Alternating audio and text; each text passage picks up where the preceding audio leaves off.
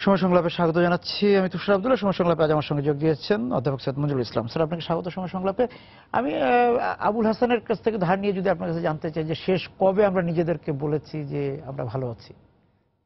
আমার ঠিক মনে নেই কবে বলেছি, তবে আমি বলতে চেষ্টা করি। আজ সকালেও বলেছি যে আমার তো ভালো থাকার কথা। ভালো না থাকার কোনো কারণ তো নেই।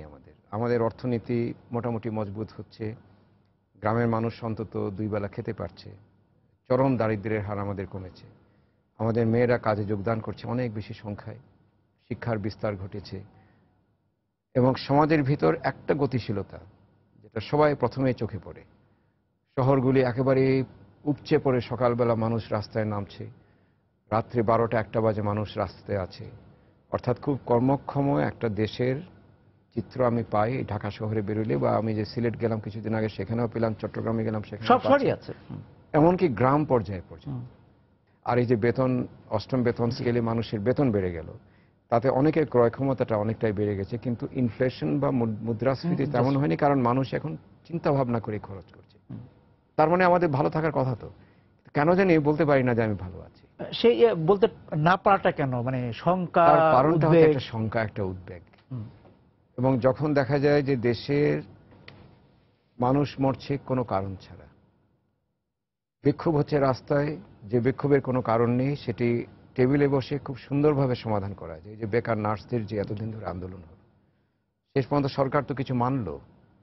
এতগুলি ছেলে মেয়েকে পথে ঠেলে দিল, তারা মানুষের চক্ষুশূল হয়ে গেল প্রেস ক্লাবের সামনে দুর্ভোগের কারণে, কিন্তু তাদেরও তো জীবনে দুর্ভোগ নামছে। বেকার কথাটাই তো কেমন লাগে না? কিছু ন্যায্য দাবি জানাচ্ছে, এটা আমরা সমাধান করতে পারছি না। এই যে মানুষ খুন হচ্ছেন, এই যে অধ্যাপক রেজাউল করিম মারা গেলেন, একটা সজ্জন মানুষ, তার দোষটা কি? তিনি একটা গানের স্কুল চালাতেন। এই তো আমি শেষ পর্যন্ত সেটাই দাঁড়াচ্ছি, এখন পর্যন্ত তাই শোনা যাচ্ছে। এবং আপনার একটা লেখা পড়েছিলাম, মতিহার এবার থামো, অত্যন্ত মানে মনে দাগ কেটে যায় লেখাটা। একটা সুন্দর ক্যাম্পাস যেখানে তিনি শিশুদের নিয়ে কাটাতেন সময়, তার শিক্ষার্থীরা তাকে পিতার মতো জ্ঞান করছে। এত সুন্দর একজন মানুষ, তাকে আমি কেন হত্যা করবো? তার কারণ সেতার বাজাতেন। এটি তো আসলে আমি মনে করি যে যারা এই কারণটা দিচ্ছেন, আমি মনে করি এই কারণটাও আসল না। আমি ভিতরের কারণটা আমরা এখনো জানি না। সেজন্যই আমার যেটা কষ্ট লাগে যে এই তরুণরাই কিন্তু মারছে। আমি যেটা শুনলাম যে 3জন তরুণ গিয়ে তাকে মেরেছে, যদি সত্যিই হয় তাহলে আমার সবচেয়ে বড় দুঃখ যে তারুণ্যকে নিয়ে আমরা এত গর্ব করি, যে তারুণ্যের হাত ধরে আগামীর বাংলাদেশ আসবে। সে তরুণদের ভিতর এমন কেউ কি আছে যে পিতাকে হত্যা করছে? কেন? এবং আমরা সর্বশেষ সিঙ্গাপুরের যে ঘটনাটা স্যার দেখলাম, এবং সিঙ্গাপুরের ঘটনাটা যখন ঘটলো, আমি একটা টেলিভিশন চ্যানেল, আপনিও নিশ্চয়ই দেখেন, সেটি হচ্ছে চ্যানেল নিউজ এশিয়া, সিঙ্গাপুরের। ওটা আমি প্রায় নিয়মিত দেখি। ওর সংবাদ পরিবেশনটা আমার খুব ভালো লাগে। আর বিশেষ করে এই অঞ্চলের অর্থনীতি নিয়ে যখন বলে, তখন বাংলাদেশের কথা মাঝে মধ্যে ফিরে আসে। বিদেশি খুব বেশি চ্যানেল তো বাংলাদেশের প্রশংসা করেন, এই একটা চ্যানেল করে। সেখানে যখন তারা দেখাচ্ছে এটার, আমি খুব মন দিয়ে দেখলাম। তারা কয়েকটা জায়গার নাম নির্দেশ করছে, এই এই জায়গায় এই উগ্রপন্থীরা একটা তাদের জায়গা করে নিয়েছে, এবং সেখানে বাঙালি এই যারা শ্রমিক শ্রেণী আছে, তারা হয়তো নামাজ পড়তে গিয়েছেন, তাদেরকে টার্গেট করেছে এবং তাদেরকে ভুলিয়ে ভালিয়ে একটা অবস্থানে নিয়ে এসছে। কিছুদিন আগে 21 জন বোধহয় দেশে ফিরে এসেছিল, এবার 8 জনকে তার ধরে রেখে দিয়েছে, 5 জনকে দেশে ফেরত পাঠিয়েছে, 5 জন ধরা পড়েছে।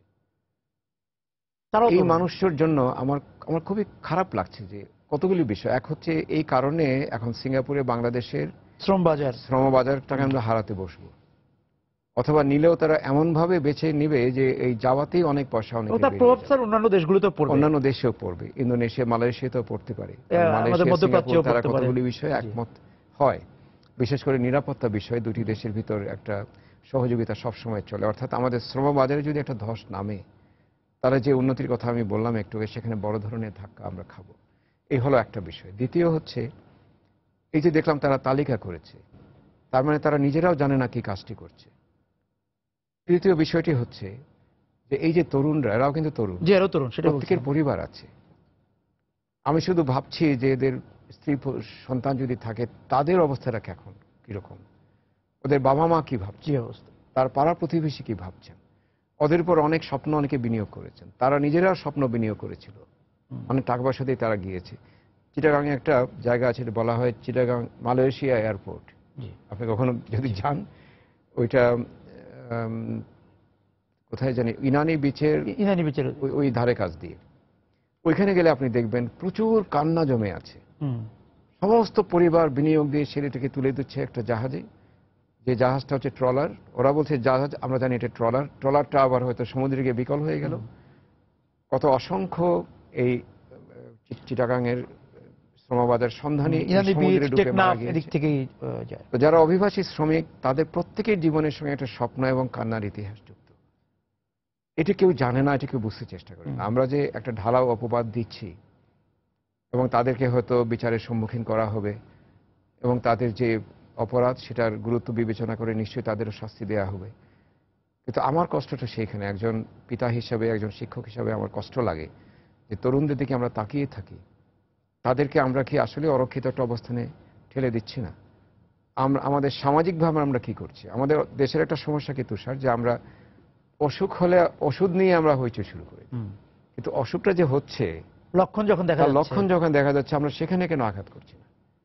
এই যে উগ্রবাদের বিস্তার আমি বহুদিন থেকে দেখতে পাচ্ছি, কি জন্য হচ্ছে? অনেকগুলি কারণ সেখানে আছে। একটা হচ্ছে পশ্চিমের ক্রমাগত ইসলাম বিদ্বেষ, তার কারণ মধ্যপ্রাচ্যের কিছু কিছু বিষয়, এই যে হত্যা হচ্ছে, সেই হচ্ছে, কিন্তু বাংলাদেশের মধ্যপ্রাচ্য তো এক নয়।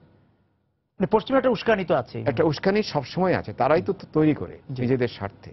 যখন ওই টিস্যু পেপার সংস্কৃতি যখন শেষ হয়ে যায়, তাদেরকে টিস্যু পেপার মতো ফেলে দিচ্ছে, ব্যবহার করছে। একটা ছেলে যখন বা একজন সন্তান যখন বড় হচ্ছে, ছেলে বা মেয়ে যেই হোক, সে তো নজরেই বড় হওয়ার কথা অবশ্যই। হ্যাঁ, সে এইদিকে যে সে চলে যাচ্ছে, আপনি শিক্ষক অভিভাবক দুই দিক থেকে আপনি কাছে শুনতে চাই বিরতি থেকে এসে, যে তাহলে আমাদের নজরটা কি নাই কিনা, বা নজররা এই যে একটা কিশোরের কথাই যদি ধরি, শিশু থেকে কিশোর থেকে সে তরুণ পর্যায়ে যায়, এই পুরো প্রক্রিয়াটার মধ্যেই তো নজর রাখার বিষয় আছে, না তো হঠাৎ করে তো একজন তরুণ বিপথে যাওয়ার কথা না। এই তরুণদের শিক্ষিত করা বা তাদেরকে মানুষ করা, তাদেরকে নৈতিক শিক্ষা দেওয়া, তাদেরকে জাগতিক শিক্ষা দেওয়ার পিছনে একটা সামাজিক চুক্তি থাকে। প্রত্যেক দেশে একটা সামাজিক চুক্তি হয়, এটা অলিখিত চুক্তি, কিন্তু যে সেখানে প্রতিষ্ঠানগুলি গুরুত্ব নেই, আমি তাদেরকে শিখিয়ে দেব, এমন মানসম্পন্ন শিক্ষা দেব যা তাদের জীবনের জন্য প্রয়োজনীয় হবে। পরিবারগুলি সেই চুক্তির অংশীদার। তারা বলবে আমার সন্তানদের আমার চোখের সামনে বড় করব, তাদের নৈতিক শিক্ষাটা দেব। সমাজ তাদেরকে জায়গা দেবে, খেলাধুলার মাঠ দেবে, সেখানে তারা শারীরিক শিক্ষাটা শিখলো, বন্ধুর সঙ্গে কিভাবে সময় কাটাতে হয়। এমনকি বাজারে গঞ্জের হাটে যে চায়ের দোকান, সেখানেও তাদের একটা জায়গা থাকবে।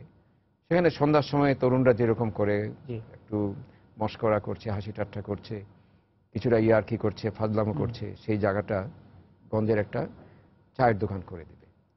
আমি যখন ছোট ছিলাম, মানে আমি ধরুন স্কুলে পড়ি, কলেজে পড়ি, তখন সিলেট শহরের কতগুলি রেস্টুরেন্ট ছিল।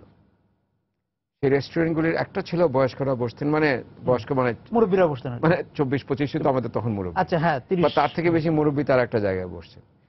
স্কুল কলেজের যারা, কলেজের বিশেষ করে, কলেজে উঠেই তো আমরা মনে করতাম জগতের অধিবাসী হয়ে গেছি, অ্যাডাল্ট পৃথিবীতে পা রেখেছি, প্রাপ্তবয়স্কদের, তাদের জন্য একটা জায়গা। এবং সেখানে কিন্তু একজনের জায়গায় একজন ঢুকে পড়তো না, সামাজিক চুক্তি। এবং বড়রা যখন দেখতেন ছেলেরা, ছোটরা অনেক সন্ধ্যা পর্যন্ত আড্ডা মারছে, ওরা এসে বলতেন বাড়ি যাও। এমনকি রেস্টুরেন্টের যারা মালিক বা ম্যানেজার, তারা বলতেন এখন যাও। সমাজের অভিভাবক ছিল, সমাজের অভিভাবক। খেলার মাঠ ছিল, সেখানে যেতাম, সন্ধ্যার পর যে আজান পড়লো বাড়ি যাও। এটা সামাজিক চুক্তি। আমরাও মাঠে খেলতাম, আমরাও চলে আসতাম, সন্ধ্যা হচ্ছে আমাদের কারফিউ। পড়ছি, আমরা পড়ছি না, কি করছি বাবা আমার অতটা চিন্তা ছিল না। সূর্যাস্ত আইনটা ছিল কোনো ছাত্রাবাসের জন্য না, কোনো সামাজিকভাবে ছিল না। তখন অবশ্য একটা কারণ ছিল, রাস্তাঘাট অন্ধকার ছিল না। তারপরে যে মানে ওই সময়টা পড়তে বসা, ওই বিষয়গুলো ছিল। বাতির তো একটা খরচ আছে। হ্যাঁ, বাচ্চারা 2 ঘন্টা পড়াশোনা করে ঘুমিয়ে পড়বে, বাতি নিভিয়ে আমরা পয়সাটা বাঁচাবো, মানে একরকম শৃঙ্খলার মধ্যে ছিল, শৃঙ্খলার ভিতর ছিল। আচ্ছা, এখন দেখুন কি হয়েছে। এখন অ্যাপার্টমেন্টে যারা শহরে থাকি, সন্তানদের আমরা কোনো সামাজিক জায়গা দিতে পারছি না, খেলাধুলার জায়গা নেই। আমি স্কুলে তাদের পাঠাচ্ছি, স্কুলে যে সম্পূর্ণ পড়াশোনা হচ্ছে কিনা আমি জানি না, অথবা সেটি জানার অধিকারও আমার নেই। তারপর যখন সে বাড়িতে এসছে, বাড়িতে এসে কি করছে না করছে বাবা আমার দেখার সুযোগ নেই। একটা ইন্টারনেট তার হাতে তুলে দিয়েছেন, সে কোন সাইটে ঘুরে বেড়াচ্ছে তার কোনো নজরদারি বাবা মা করতেও পারছেন না। সেই বোধহয় ঐতিহ্যটা আমরা হারিয়ে ফেলেছি। ফলে দেখতে পাচ্ছি উগ্রবাদের বিস্তার কিভাবে হচ্ছে, প্রধানত এই ইন্টারনেটের মাধ্যমে। একটা ভার্চুয়াল ফ্রেন্ডশিপ, যার কোনো বন্ধু নেই তার অনেক বন্ধু দাঁড়িয়ে যাচ্ছে একটা ইন্টারনেটের মাধ্যমে। মানে একজন বন্ধু তৈরি করা যত কষ্টের সেখানে মানে ছিল বা এখনো যারা কিন্তু মানে অনলাইনের মাধ্যমে ভার্চুয়াল যে বিষয়টা বলে সেখানে একসঙ্গে অনেক বন্ধু হাতের মুঠোতে চলে আসছে। ফেসবুক জিনিসটা কি? এটা তো একটা ভার্চুয়াল পৃথিবী। প্রতিদিন কয়েক হাজার বোধহয় বাংলাদেশি ভার্চুয়াল ওই পৃথিবীর অংশীদার হচ্ছে। এখন ফেসবুক তো আর আমাকে সেই জায়গা দিতে পারে যেটা খেলার মাঠ দিত, যেখানে আমি হয়তো ঘুষাঘুষি করেছি, একটা ঘুষি মেরেছি বন্ধুর নাকে, তারপর তার কাছে ক্ষমা চেয়েছি, এটা তো আমি ফেসবুকে করতে পারবো না। তারপর আমি একটা আঘাত পেয়েছি, বন্ধু এসে আমার পিঠে হাত দিল, সেই স্পর্শটুকু তো আমার ফেসবুক দিতে পারবে না। আর এইভাবে সেই অবশ্যই। এবং আমার বাবা যখন আমার উপর রাগ দেখাতেন, তারপর যখন বলতেন আচ্ছা ঠিক আছে একটা বই কিনে দিয়ে দিলেন তুই পড়, এটা তো অনেক পরিবার করবে না। তো বেড়াতে নিয়ে গেলেন। আর একটা সমস্যাকে তুষার বলি, পরিবারগুলি নিজেদের নৈতিক অবস্থানটা খুব দুর্বল। যারা দুর্নীতি করছেন এবং দুর্নীতি করছেন বিশাল সংখ্যক পরিবারের কর্তারা, তাদের তো সেই নৈতিক অধিকার নেই যে সন্তানকে বলবেন তুই মানুষ হ, সদা সত্য কথা কহিবে, কে বলবেন? যে শিক্ষক ক্লাস শেষ করে দিয়ে একটা টিউশনে যাওয়ার জন্য অস্থির হয়ে যাবেন, তিনি তো সদা সত্য কথা কহিবে বলতে পারবেন না। আমার সময় তো বলতে পারতেন, কারণ তারা সবসময় নিজেরা সত্য কথা বলতেন, এটি তাদের সামনে আদর্শ ছিল, সেই আদর্শ তারা আমাদের উপর চাপিয়ে দিতেন বা আমাদের ভিতর ছড়িয়ে দিতেন। এই তো এই সামাজিক বিচ্যুতি ঘটে গেছে। সামাজিক চুক্তির জায়গায় এখন আমাদের সামাজিক বিচ্যুতি। আমরা এখন কোনো চুক্তির মধ্যে নেই, কোনো চুক্তির ভিতরে আমরা নেই, যে জন্য আমাদের রাজনীতিও চুক্তির বাইরে চলে গেছে। একদিকে দমন পীড়ন, আরেকদিকে তাদের অবস্থান ক্রমাগত দুর্বল হওয়া এবং সেখানে তার এই অবস্থান উদ্ধারের জন্য তারাও একটা উগ্রবাদের দিকে ধাবিত হওয়া, এই যে ধ্বংস, মানে রাজনৈতিক একটা প্রক্রিয়ার মধ্যে আমরা নেই। আমাদের শিক্ষার চুক্তিও আমাদের বাতিল করে ফেলেছি। মুখস্থ নির্ভর, নোট বই গাইড বই নির্ভর, পরীক্ষা নির্ভর একটা চুক্তি আমরা করে ফেলেছি। এটা বিচ্যুতি, চুক্তি নয়। এই বিচ্যুতি হ্যাঁ, যেটা আসাদুজ্জামান খুব সুন্দর বলেছে, শিক্ষার্থী নেই, আছে শুধু পরীক্ষার্থী। তো একসময় তো শিক্ষার্থী ছিল, সেটা তো সামাজিক চুক্তি। শিক্ষা নিয়ে যে সামাজিক চুক্তি হয়েছে সেটা শিক্ষার্থী তৈরি করে। সামাজিক বিচ্যুতি হচ্ছে শিক্ষার্থীর জায়গায় আমরা পরীক্ষার্থী তৈরি করছি। পরীক্ষার্থী তৈরির জন্য নানান সিন্ডিকেট নানানভাবে জাল বিছিয়ে রেখে দিয়েছে। এখন একটা সনদ আমার হাতে থাকবে, সেটি জিপিএ প্লাস, এই সনদ নিয়ে আমি বাজারে যাব, আমি চাকরি পাবো। কোন চাকরি পাবো আমি? চাকরির বাজারেও আমরা বিচ্যুতি দেখছি। যদি আমরা বিচ্যুতি দেখি, কাজে এই যে আমাদের যে মন ভালো নেই, অবস্থা ভালো নেই, তার কারণটা হচ্ছে এই চুক্তি সব দিক থেকে ভেঙে পড়েছে। আমার চুক্তিগুলিকে আবার নতুন করে নবায়ন করতে হবে। আমাদের ছোটবেলা যখন আমরা মসজিদে যেতাম, একটা চুক্তি হতো, তুই এটা পরিষ্কার করবি, নামাজটা পড়ে দোয়া করবি, কিন্তু বাইরে যে মানুষটি গরিব মানুষ বসে আছে তার জন্য একটা খাওয়ার ব্যবস্থা করে বাড়ি যাবি। এই চুক্তিটা আমরা হারিয়ে ফেলেছি। প্রতিবেশীর সাথে চুক্তি ছিল, প্রতিবেশীর সঙ্গে চুক্তি ছিল, তার বিপদে আপদে আমি অংশ নিই। প্রতিবেশী হিন্দু মুসলমান চিন্তা করবো না, প্রতিবেশী মানে প্রতিবেশী। আমি খাওয়ার এক ভাগ আমি প্রতিবেশীর জন্য রেখে দিব, এটা একটা সামাজিক চুক্তি।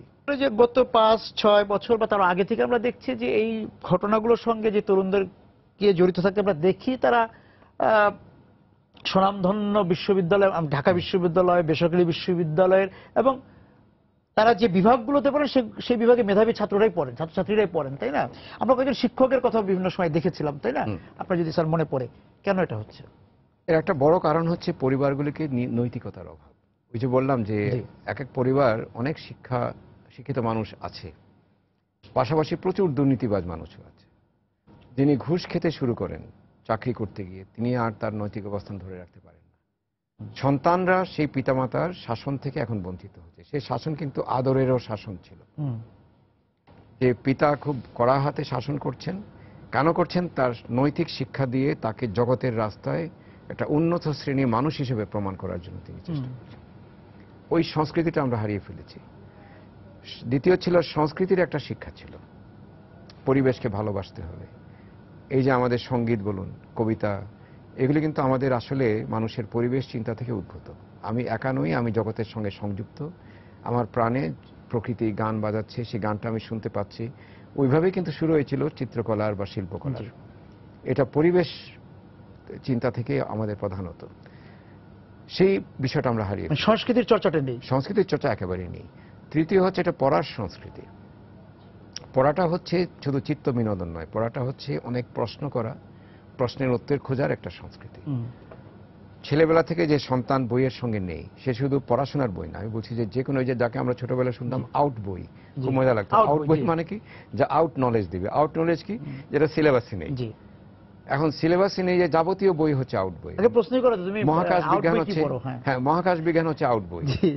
প্রেরি এবং যেমন জাপানের যে ভলকানো বা আগ্নেয়গিরি, সেই সম্পর্কে জানাটা ছিল আউট নলেজ।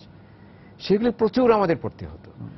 এমনকি রবিন হুড তার বই, এমনকি যে ওই তখন বোধহয় আমাদের কালের যে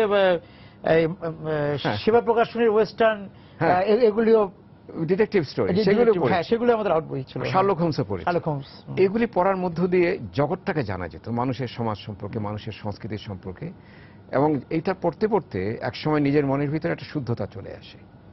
বই কিন্তু মানুষই শুদ্ধ করে। এখন বইয়ের চর্চা নেই। যাদের কথা আপনি বললেন তারা খুব মেধাবী ছাত্রছাত্রী, তো জিজ্ঞেস করে দেখেন তারা রবীন্দ্রনাথ পড়েছে কিনা, নেই। নজরুল পড়েছে কিনা, অগ্নিবীণা মনে রেখেছে কিনা, নেই। জীবনানন্দ পড়েছেন কিনা, জীবনানন্দ, আব্দুল আলিমের একটা গান শুনেছে কিনা, বা পদ্মা নদী, আব্দুল আলিমের নামটাই হয়তো তারা জানে না। অথবা সুন্দরবনের ভিতরে গিয়ে একদিন কাটিয়েছেন কিনা, জাফলংয়ে সেই নদীতে বসে, পাথরের উপর বসে প্রকৃতি দেখেছেন কিনা। বাড়ির পাশে নদীটার নাম বিশাল শূন্যতা। আমি বললাম সামাজিক চুক্তি আমরা হারিয়ে ফেলেছি। এই যে একটা প্রকৃতি নিয়ে আমাদের চুক্তি ছিল, এখন রামপালে আমরা বিদ্যুৎ কেন্দ্র বসিয়ে দিচ্ছি, সরকারিভাবে আমরা ঘোষণা করে দিচ্ছি যে আমাদের প্রকৃতিটা খুব প্রয়োজন নেই। প্রকৃতি হারিয়ে গেলে মানুষ হারিয়ে যায়, ধূসর হয়ে যায় ভিতরটা। আমরা সেই ধূসর একটা প্রজন্ম তৈরি করছি। মানুষ তো প্রকৃতিরই সঙ্গে যুক্ত, মানুষ প্রকৃতিরই সন্তান। প্রকৃতির সঙ্গে যদি মানুষের যে আপনার কথা মতো যে বিযুক্ত হয়ে যায় মানুষ, তাহলে কিভাবে? অবশ্যই। তারপর যেটা হচ্ছে, পশ্চিম আমাদের উপর চাপিয়ে দিচ্ছে তাদের যত রকমের উপনিবেশী চিন্তা। আমরা কিন্তু উপনিবেশের বাইরে যাইনি। এখন আমরা পণ্য উপনিবেশের ভিতরে আছি, কর্পোরেট উপনিবেশের, এখন কর্পোরেট উপনিবেশের ভিতরে আছি। এখন কিছুদিন আগে দেখলাম সাদাম হোসেন, ওবামা বলছেন সাদাম হোসেনকে সরানো আমাদের উচিত হয়নি, গাদ্দাফিকে সরানো উচিত হয়নি। অথচ যখন সরানো হচ্ছে সমস্ত পৃথিবী হাততালি দিয়েছে। কি গণতন্ত্রের বিজয় হচ্ছে। আচ্ছা, কি গণতন্ত্র? আপনি ইরাকে গণতন্ত্র নিয়ে গেলেন, এখন ইরাকের কি অবস্থা হচ্ছে? আগে যে সম্প্রীতি ছিল, মানে সাংস্কৃতিক সভ্যতা ধ্বংস হয়েছে, তাদের সভ্যতা সম্পূর্ণ ধ্বংস হয়েছে। আমি শুনেছি তাদের যে জাদুঘর, সেই প্রত্ন নিদর্শনও আমেরিকান সৈন্যরা হাতিয়ে তাদের ব্যাগে করে নিয়ে চলে গেছে।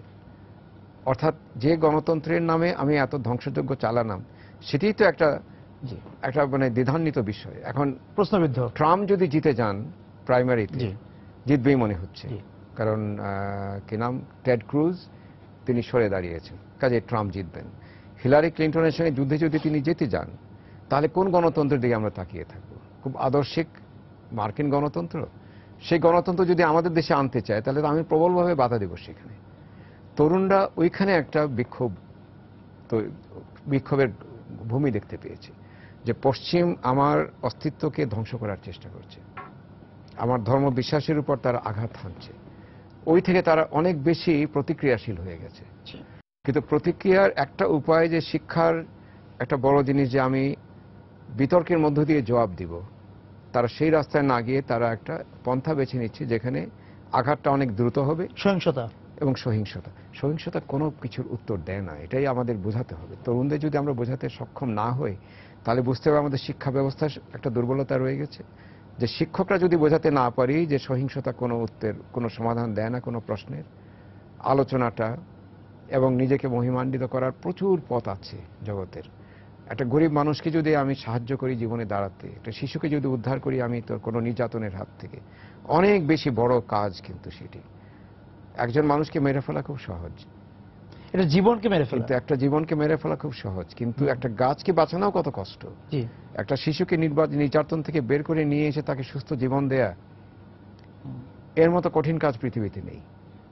আমি জানি না আমাদের শিক্ষকরা আমরা নিজেরাই চেষ্টা করি এই দিকে তাদের উদ্বুদ্ধ করার জন্য, যে তোমরা এমন কাজ করো যে কাজটি একজন মানুষ সমস্ত জীবন মনে রাখবে। আছি, ভালো থাকবো, ভালো সবাই থাকুক, সেই কথাগুলো বলতে চাই। প্রতিদিন সকালবেলা এই আমাদের রাজশাহী বিশ্ববিদ্যালয়ের শিক্ষক যেমন মানে তার ক্লাসে যাওয়ার আগে হয়তো সেতার বাজিয়ে গিয়েছেন, সেরকম একটা আনন্দ, জীবনানন্দ পরিবেশে জীবনটা আনন্দময় হয়ে উঠুক, সেটা তো আমরা চাই। অবশ্যই আমরা চাই যে প্রত্যেক শিশুর জীবন সুন্দর হোক। কোনো শিশু যদি নিরাপদ না থাকে, সেই সমাজে বসবাস করার প্রয়োজনীয়তা নেই। নারীরা নিরাপদ থাকবেন, তরুণরা নিরাপদ থাকবে, এই তো আমরা চাই। বয়স্কদের একটা সুন্দর জীবন থাকবে। এখন তো বয়স্কদের জীবন খুব কঠিন হয়েছে, বৃদ্ধাশ্রম হয়তো তাদের অনেকের ঠিকানা, খুব নিরানন্দ জীবন হয়ে যাচ্ছে। আমি তো কোনো ব্যবস্থাপত্র দেওয়ার মানুষ নই, যদিও আমার নামের আগে একটা ডাক্তার আছে, সেই ডাক্তার এই ডাক্তার কিন্তু আলাদা। আমি সবসময় যেটা মনে করি যে একটা আশাবাদ রাখতে হবে, তরুণদের উপর হতাশ হওয়ার কোনো কারণ আমি দেখি না। তরুণরাই পারে তরুণদের ফেরাতে, কিন্তু তার আগে যেটা করতে হবে আমাদের সমাজে সুনীতির চর্চাটা তৈরি করতে হবে। এটা পরিবারদের হাতে, কিন্তু আমাদের বুঝতে হবে যে আমরা সুনীতি যদি একটা জায়গায় না থাকে, পরিবারের ভিতর যদি সুনীতি চর্চা না হয়, তাহলে মানে থামাতে হবে পরিবার থেকে, একেবারে পরিবার থেকে।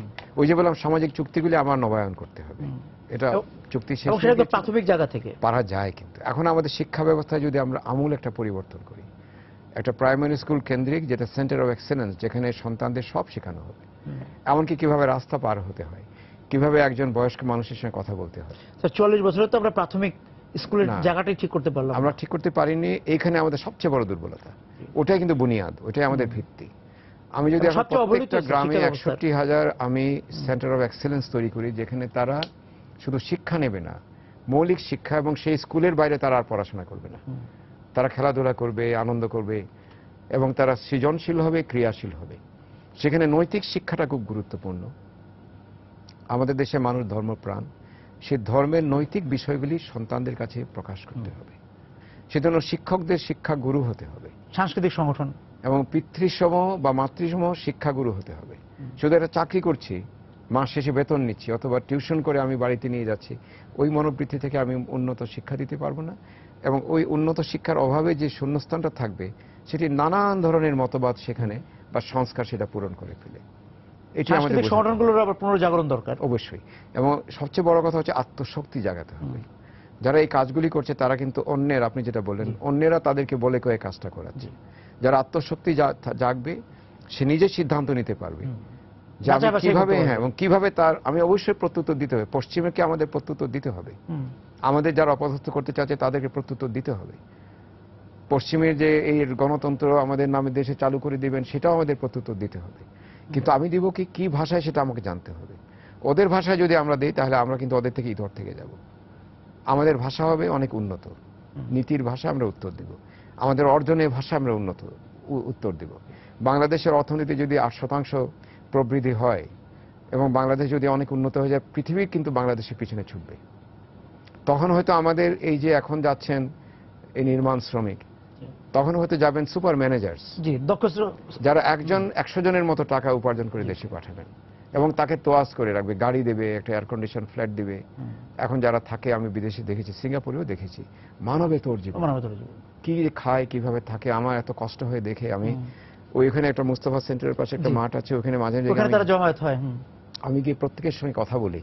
আমার কষ্ট লাগে যে এই এত স্বপ্নের বিনিয়োগের পরিবর্তে কি পাচ্ছে তারা। অনেকে পরিবারকে বলতে লজ্জা পায়। দেখেছেন দুবাইতে। আমি সেই মানুষ চাই না। আমরা চাই তারা যাবে আত্মশক্তিতে জাগ্রত হয়ে, তার সুপার ম্যানেজার্স থাকবে, তারা ওই মাঠে আসবে না। তারা হয়তো এমন জায়গায় আমার সঙ্গে একটা রেস্টুরেন্টে বসে আমার সঙ্গে গল্প করছে, সে খাবার বিলটা সে নিজেই দিচ্ছে, অথবা কোম্পানি দিচ্ছে। আমি সেরকম আত্মশক্তিতে জাগানো বাংলাদেশি চাই। তবে তুষার, আমি কিন্তু খুব আশাবাদী মানুষ। এটা আমার একটা খুব দুর্বলতা বলুন, শক্তি বলুন, আমি কিন্তু খুব আশাবাদী।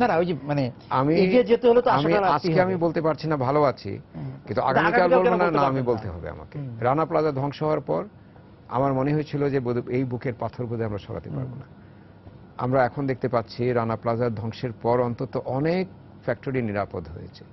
একটা কালো অধ্যায় যায় একটা যে কোনো রাষ্ট্রের উপর, যে কোনো সমাজের উপর দিয়ে, কালো অধ্যায়টা চূড়ান্ত হয় না, তার অন্তিমে কিন্তু একটা সূর্য মন্দাকাল খুব বেশি স্থায়ী হয় না। একটা কবিতা আছে W.B. Yeats'ের, things fall apart, the centre cannot hold. সবকিছু ভেঙে পড়ে, কেন্দ্র কিছু ধরে রাখতে পারছে না, তারপর অনেক কিছু রক্তের প্রবাহ বইছে ইত্যাদি অনেক কিছু। কিন্তু শেষ দিকে বলছেন একটা শক্তি আর একটা অপশক্তির বিরুদ্ধে যুদ্ধ করতে যাচ্ছে, তৈরি হচ্ছে, এবং সেটা কিন্তু সহিংসতার যুদ্ধ না, এটা বুদ্ধির যুদ্ধ, এটা নৈতিকতার যুদ্ধ, সৌন্দর্যের যুদ্ধ। আমি চাই আমাদের দেশে যোদ্ধা তৈরি হবে, যারা হবে কলম যোদ্ধা, যারা হবে জ্ঞানের যোদ্ধা, যারা হবে নৈতিকতার যোদ্ধা, যারা হবে সংস্কৃতির যোদ্ধা। তাহলে এই দেশটাতে প্রতিদিন আমরা অত্যন্ত আনন্দের সঙ্গে হাসতে পারবো, সকালে বলতে পারবো ভালোই আছি। মানে তারা সকল অনৈতিক বিষয়গুলোকে প্রতিহত করতে পারবে, অনৈতিক বিষয় প্রতিহত করতে। এবং এই যে অবিচার শুরুর দিকে আপনি বলেছেন যে উপসর্গগুলোর বিষয়ে আগে সজাগ থাকা দরকার, আগে সজাগ থাকতে হবে, এবং আমাদের যে দুর্বলতাগুলি আছে দুর্বলতাগুলি চিহ্নিত করতে হবে আমাদের। আমরা কি সবার চাকরি দিতে পারছি? উপসর্গগুলোকে অস্বীকার করার কোনো সুযোগ এই যে তরুণদের আমরা দোষারোপ করছি, তাদেরকে আমরা চাকরির বন্দোবস্ত করতে পেরেছি? একটা মানসম্পন্ন চাকরি দিতে পারছি? শিক্ষাটাই তো দিতে পারছি না, শিক্ষাটাই দিতে পারছি না। আমাদের নিজেদের দিকে তাকাতে হবে। আমরা শুধু দোষটা অন্যের উপর চাপিয়ে নিশ্চিন্ত মনে আমরা বসে থাকলাম, যেরকম পুলিশের একজন বললেন যে আপনারা নিরাপদ বলয় গড়ে তুলুন। নিরাপদ বলয় আমি কি করে গড়ে তুলব? আমি তো চাই আমার রাস্তাটা নিরাপদ বলয় হবে, অথবা সবচেয়ে ভালো হয় যদি পুরো সমাজটাই একটা নিরাপদ বলয় হয়ে যায়, যেখানে রাত 1টার সময় আমি নিশ্চিন্ত মনে রাস্তায় হাঁটতে পারি। ওই নিরাপদ বলয় যদি সমস্ত বাংলাদেশকে আমরা তৈরি করে দিতে পারি, তাহলে বিদেশিরাও আমাদেরকে ভয় পাবে। স্যার আমরা শেষ করবো, আমরা আশা করবো যে খুব শিগগিরই আপনার সঙ্গে বসে আপনার কাছে শুনতে পাবো যে তুষার ভালো আছে। আমি আশা করছি যে আমি খুব শিগগিরই সেই দিনটি আসুক, এই এতটুকুই তো আমরা প্রত্যাশা করতে পারি। আপনাকে ধন্যবাদ স্যার আজকে আমাদের সঙ্গে যোগ দেওয়ার জন্য। দর্শক যারা ছিলেন আজকে সময় সংলাপের সঙ্গে আলোচনায়, আপনাদেরকে ধন্যবাদ জানিয়ে শেষ করছি আজকের সময় সংলাপ। দেখা হবে আগামী দিন। সবাই সুন্দর থাকুন।